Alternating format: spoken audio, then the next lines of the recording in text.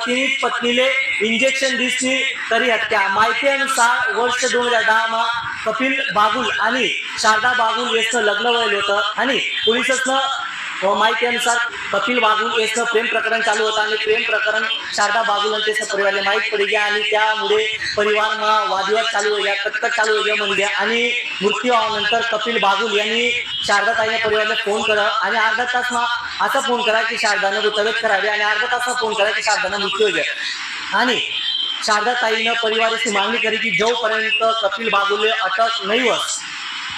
नहीं हो तोपर्यंत आम्ही शारदा ताईने अंतिम संस्कार नहीं करत। माहिती अनुसार कपिल बागुल या भारतीय सैन्यमा क्लर्क म्हणून नोकरी करत आणि शारदा ताईने परिवार सांगले की कपिल बागुल तर शारदा ताई आम्ही पोरवर एवढा अन्याय करत, एवढं छळ करत की टाइम आम्हाला पैशाची सुद्धा मागणी करत आणि मागला जो चले जळगाव महिला आयोगाने सुद्धा आई घटनांनी माहिती करेल होती, आई घटनांनी तक्रार कधी करेल होती तरी सुद्धा महिला आयोग काही कोणत्याच प्रकारे